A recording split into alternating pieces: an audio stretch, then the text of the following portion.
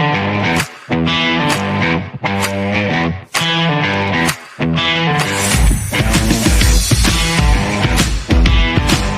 area ini, Capiatur mendapatkan ruang, tapi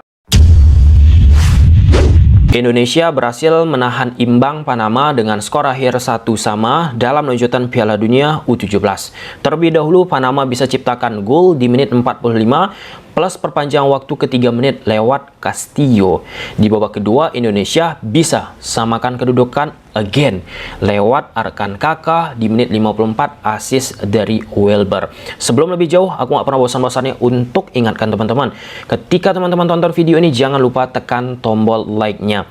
Jika kita saksikan secara utuh pertandingan Indonesia menghadapi Panama, lalu kita bandingkan pada saat Indonesia menghadapi Ekuador di pertandingan pertama Indonesia di Piala Dunia U17, itu dari sisi intensitas berbeda. Kita bahas Indonesia menghadapi Ekuador dulu. Babak pertama itu Indonesia kencang, meladeni permainan fisik, permainan kencang, permainan cepat yang coba dimainkan oleh pemain-pemain Ekuador. Imbasnya, di babak kedua, Indonesia dari sisi fisik, tepatnya menit 60 sampai menit 65, mengalami penurunan. Itu saat menghadapi Ekuador. Saat Indonesia menghadapi Panama, babak pertama, ya, lebih bermain soft, lebih bermain menunggu timnas Indonesia. Tidak seperti babak pertama pertandingan saat menghadapi Ekuador. Masuk babak kedua, Indonesia lebih hard nih, lebih cepat. Ya memang Indonesia butuh juga untuk bisa menciptakan gol penyeimbang setelah kebobolan saat menghadapi Panama di penghujung laga babak 1. Nah, aku nggak mau juga berspekulasi apakah itu sebuah strategi bagi Coach Bima Sakti untuk menyiasati masalah fisik yang dimiliki oleh pemain timnas Indonesia. Biarkan Coach Bima Sakti yang menjawab hal demikian. Jika itu merupakan salah satu langkah strategi yang dilakukan oleh Coach Bima Sakti, cukup cerdik bisa aku katakan teman-teman. Nah, cukup cerdik, mengapa? Ya, pengalaman saat menghadapi Ekuador di babak kedua itu Indonesia lebih banyak akhirnya bertahan, nggak ada memberikan ancaman yang luar biasa ke gawang Ekuador. Nah, di sisi saat menghadapi Panama, babak kedua Indonesia pun akhirnya lebih bermain keluar dan memberikan banyak kejutan terhadap gawang yang dimiliki oleh Panama. Nah, gimana menurut teman-teman perihal permainan timnas Indonesia saat menghadapi Panama di babak pertama dan di babak kedua? Nah, selanjutnya kita pun harus mengakui Panama, teman-teman, berbeda banget permainannya dengan Ekuador. Ekuador permainan fisik, permainan lari, cepat banget, permainan switch play-nya dari kiri ke kanan, kanan ke kiri. Nah, Panama saat mereka membangun serangan lebih banyak mendelay, sering lah ya, temponya itu mereka lambat banget. Di sisi tempo Panama yang lambat, pemain Indonesia pun kan tentu nggak terlalu banyak mengeluarkan energi. Beda sama Ekuador, mainnya cepat progresif pasnya, dari belakang langsung direct ke depan, direct ke depan, direct ke depan. Itu yang dikatakan oleh Iqbal langsung ya. Saat menghadapi Ekuador sangat berat dikatakan oleh Iqbal, kapten Indonesia U17. Nah, saat menghadapi Panama, ya, Panama orientasi ball possession, lambat permainannya, coba berupaya memberikan passing ke depan jika ada muncul ruang. Di sisi lain, strategi pun dilakukan oleh Coach Bima bagaimana mengkompakkan permainan dengan shape defending mereka, teman-teman ya, 4-3-3. Jelas banget itu. 4 pemain di belakang, 3 pemain di tengah, 3 pemain di depan. 3 pemain di tengah, 3 pemain di depan, yang seperti yang sudah kita bahas saat menghadapi Ekuador. Sangat-sangat rapat, sehingga pemain-pemain dari Panama pun kan sulit mensirkulasikan bola dari sektor tengah, akhirnya melebar sebelah kiri, melebar sebelah kanan. Upaya Panama itu terlihat jelas dari sektor kiri, teman-teman. Bagaimana mereka merubah skema. Di atas kertas 4-4-2 mereka mainkan, tetapi ketika mereka melakukan attacking, berubah skemanya menjadi 3-5-2. Nanti akan kita paparkan menggunakan papan taktikal ataupun 3-4-3. Overload diciptakan oleh Panama di sektor kiri, kan akhirnya Coach Bima Sakti pun mengingatkan ya, memang pemain-pemain Indonesia pun untuk saling mengcover. Karena kan kalau kita bicara overload, beban yang muncul di sektor kiri, sektor kanan yang diupayakan oleh Panama, pentingnya covering, pentingnya compact nih, rapat pemain-pemain timnas Indonesia. Dan yang ketiga, ini problem lagi masalah passing. Banyak yang memberikan komentar dan menyampaikan juga kepada aku, Bang, passing timnas gimana, passing timnas gimana. Aku bukan mendiskreditkan pemain U17 dan pemain-pemain lainnya. Kalau kita bicara level senior, Coach Sintayong juga kan mention itu. Di level timnas senior kita pun masih ada masalah-masalah passing yang ditemui oleh Coach Sintayong. Walaupun sekarang ini bersama timnas Indonesia senior, Coach Sintayong berubah banget tuh passing-passing yang dimiliki oleh pemain timnas Indonesia. Nah, ini seperti hal klasik ya yang dimiliki oleh timnas Indonesia. Lantas bagaimana perbaiki ya, Bang? Ya, dari SSB dulu. Dari pendidikan dasar sepak bolanya, teman-teman. Nggak sedikit juga yang sudah kita bahas beberapa bulan yang lalu, beberapa tahun yang lalu, teman-teman. Di SSB banyak pemain-pemain yang, bukan banyak sih, beberapa pemain-pemain timnas kita dulu diajarkan bukan passing, banyak lari. Nah, ini kan udah bukan rahasia umum lagi.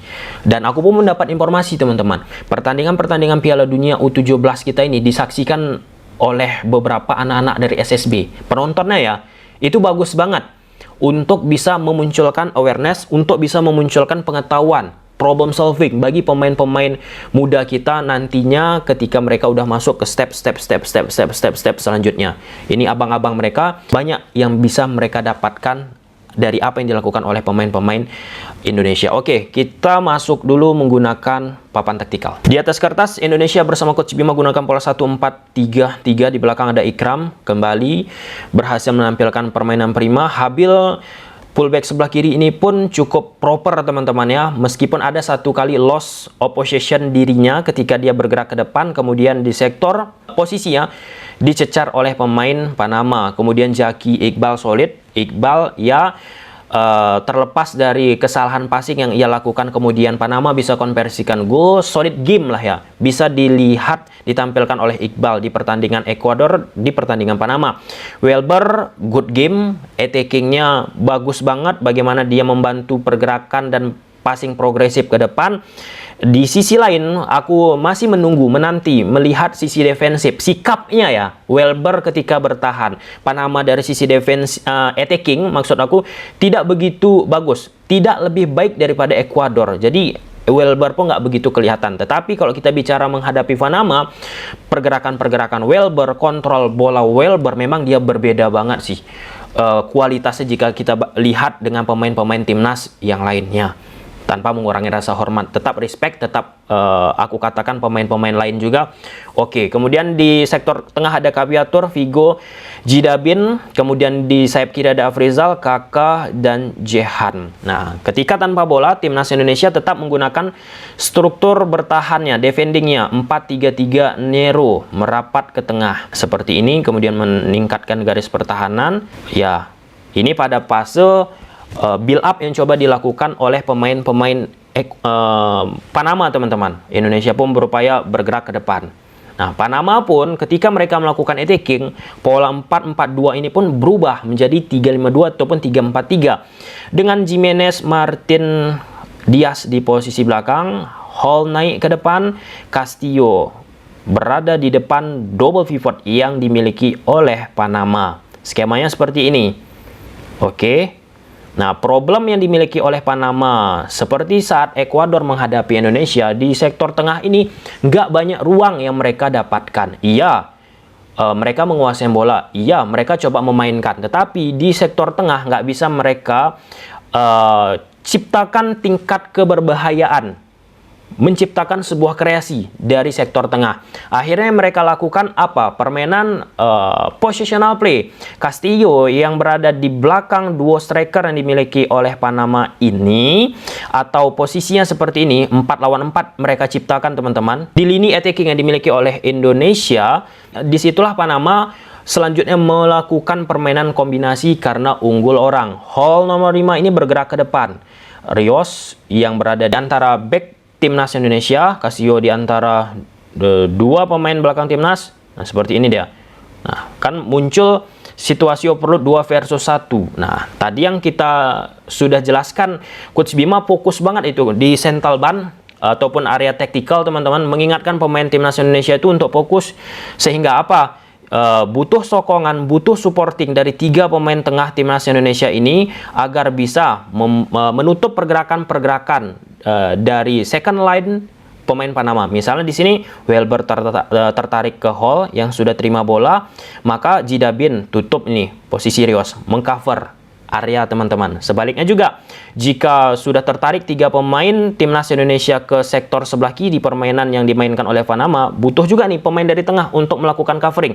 Nah, ada satu momen pemain timnas Indonesia ke attraction semua ke sektor sebelah kiri permainan dari Panama. Ada 3 pemain di situ, ada Welber, ada Iqbal, kemudian ada Jidabin kalau aku tidak salah, ataupun Figo. Kemudian di sektor antara Iqbal dan posisi Jaki ada space rongga. Di situ masuk pemain Panama mengokupansi. Tapi apa daya, pemain-pemain Panama dari sisi keputusan untuk memberikan passing ke sektor tersebut tidak prima.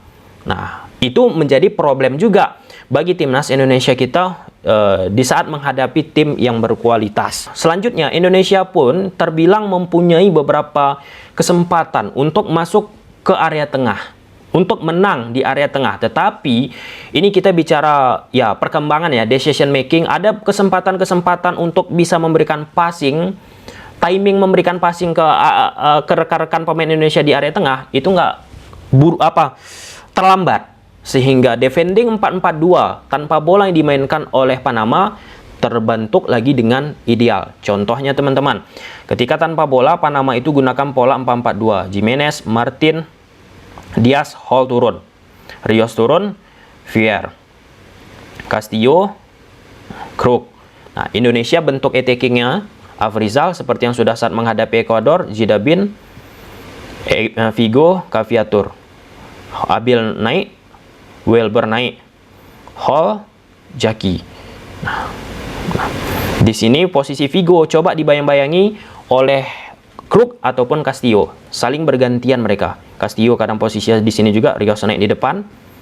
Oke, saling bergantian untuk apa? Agar bola tidak bisa tersirkulasi dengan posisi Figo. Nah, ada satu momen Kruk dan Rios ini, bukan satu momen, bahkan berkali-kali momen, teman-teman, tidak sebagai cover shadow ataupun tidak mengganggu posisi Figo. Ada banyak rongga ke posisi Figo.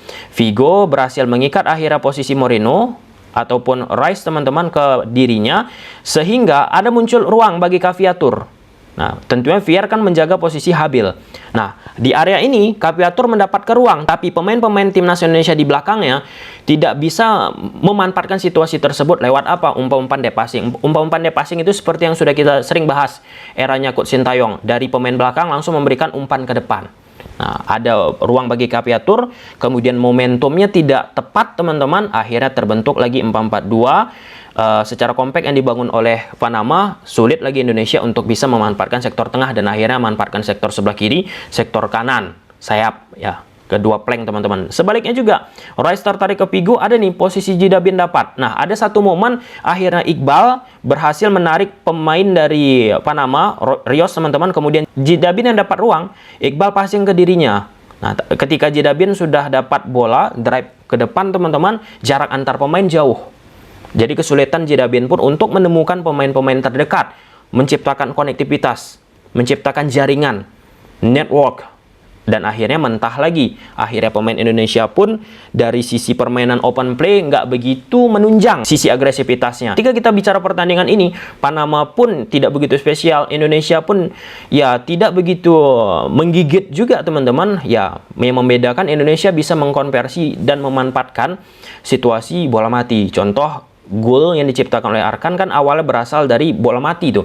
Bola antisipasi dari pemain Panama jatuh lagi ke posisi Welber, kemudian Welber melakukan crossing, Arkan Kakak menunjukkan lagi ya positioningnya, penempatan posisinya untuk bisa menyambut bola tersebut, yang padahal notabene pemain lawan lebih tinggi daripada dia. Tapi Arkan Kakak bisa memenangkan posisi tersebut. Lantas aku teringat apa yang sering disampaikan oleh Mas BP, Bambang Pamungkas teman-teman. Kan Mas BP, Bambang Pamungkas sering menghadapi lawan-lawan yang lebih tinggi daripada BP. Nah, salah satu yang disampaikan BP soal positioning tadi. Kita bisa mengalahkan defensif lawan yang tinggi-tinggi ketika kita mampu membaca bola, positioning yang tepat, dan itulah yang dibuktikan oleh Kakak teman-teman. Nah, ada memang beberapa pemain yang bisa kita gali lagi potensi, bisa kita lihat lagi potensi. Contoh Amar, bagi aku belum begitu menonjol. Ya, dari sisi passing-passing ke dirinya pun belum begitu terlihat. Tetapi yang bisa kita saksikan dari apa yang ditampilkan oleh Amar, ada pergerakan rotasi yang dilakukan dirinya dengan Afrizal teman-teman. Ketika Amar bergerak ke depan, maka Afrizal turun ke bawah untuk isi posisi yang ditinggalkan oleh Amar. Artinya dari sisi permainan, coba kan permainan triangle ataupun segitiga diterapkan oleh Amar di atas lapangan. Ya, karena passing-passing ke dirinya tadi, lebih tepatnya aku bukan katakan nggak mau diberikan passing ke Amar. Ini bicara timing passing ya teman-teman. Sama perihal ketika ada ruang didapatkan Indonesia di sektor tengah tapi nggak diberikan passing, jadinya remis peluang yang diciptakan oleh pemain-pemain Indonesia. Oke, kita lihat laga selanjutnya teman-teman. Ini cukup menarik apa yang dilakukan oleh Indonesia saat menghadapi Panama. Tetapi 2 poin yang didapatkan Indonesia di 2 pertandingan Piala Dunia U17 itu sudah oke banget. Apalagi kita harus garis bawahi, Indonesia tidak mempunyai kompetisi usia dininya. Dengan 2 poin itu sudah oke banget. Oke, gimana menurut teman-teman? Coba silahkan tulis di kolom komentar. Bye.